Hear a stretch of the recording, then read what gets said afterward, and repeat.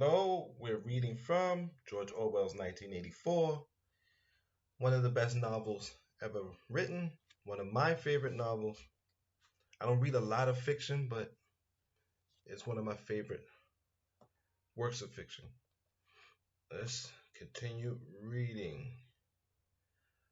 A sudden hot sweat had broke out all over Winston's body. His face remained completely inscrutable. Never showed dismay, never showed resentment. A single flicker of the eyes could give you away. He stood watching while the instructress raised her arms above her head and one could not say gracefully, but with remarkable neatness and efficacy, bent over and tucked the first joint of her fingers under her toes. There, comrade, that's how I want to see you doing it. Watch me. I'm 39 and I've had 4 children. Now look. She bent over again. I see my knees aren't bent. Oh, you see my knees aren't bent. You can all do it if you want to. She added as she straightened herself up. Anyone under 45 is perfectly capable of touching his toes. We don't all have the privilege of fighting in the front line, but at least we can all keep fit. Remember our boys on the Malabar front and the sailors in the floating fortresses. Just think what they have to put up with. Now try again. That's better, comrade. That's much better, she added encouragingly as Winston, with a violent lunge, succeeded in touching his toes with knees unbent for the first time in several years. With the deep unconscious sigh, which not even the nearness of the telescreen could prevent him from uttering when his day's work started, Winston pulled the speak right toward him, blew the dust from his mouthpiece, and put on his spectacles. Then he unrolled and clipped together 4 small cylinders of paper, which had already flopped out of the pneumatic tube on the right-hand side of his desk. In the walls of the cubicle, there were 3 orifices. To the right of the speak right, a small pneumatic tube for written messages. To the left, a larger one for newspapers. And in the side wall, within each reach of Winston's arm, a large oblong slit protected by a wire grating. This last was for the disposal of waste paper. Similar slits existed in thousands or tens of thousands throughout the building, not only in every room, but at short intervals in every corridor. For some reason, they were nicknamed memory holes. When one knew that any document was due for destruction, or even when one saw a scrap of waste paper lying about, it was an automatic action to lift the flap of the nearest memory hole and drop it in. Yeah, because that's when memories go to die. Whereupon it would be whirled away on a current of warm air to the enormous furnaces which were hidden somewhere in the recesses of the building. Winston examined the 4 slips of paper which he had unrolled. Each contained a message of only 1 or 2 lines, in the abbreviated jargon, not actually Newspeak, but consisting largely of Newspeak words, which was used in the Ministry of Internal Purposes. They ran: Times 17.3.84 BB speech mal-reported Africa rectify. Times 19.12.83 forecast 3 YP 4th quarter 83 misprints verified current issue. Times 14.2.84 many plenty mal-quoted chocolate rectify.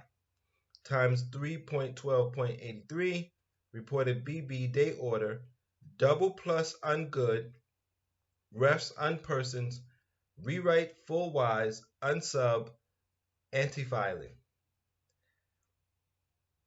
With a faint feeling of satisfaction, Winston laid the 4th message aside. It was an intricate and responsible job and had better be dealt with last. The other 3 were routine matters, though the second one would probably mean some tedious wading through lists and figures. Winston dialed back numbers on the telescreen and call for the appropriate issue of the Times, which slid out of the pneumatic tube after only a few minutes of delay. The messages he had received referred to articles or news items which, for one reason or another, it was thought necessary to alter, or, as the official phrase had it, to rectify. For example, it appeared from the Times of the 17th of March that Big Brother, in his speech of the previous day, had predicted that the South Indian front would remain quiet, but that a Eurasian offensive would shortly be launched in North Africa.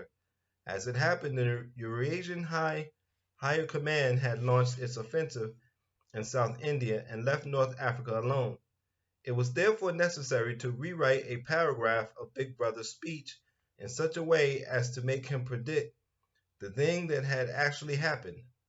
Or again, the Times of the 19th of December had published the official forecast of the output of various classes of consumption goods in the fourth quarter of 1983, which was also the sixth quarter of the ninth year plan, the 9-3-year plan.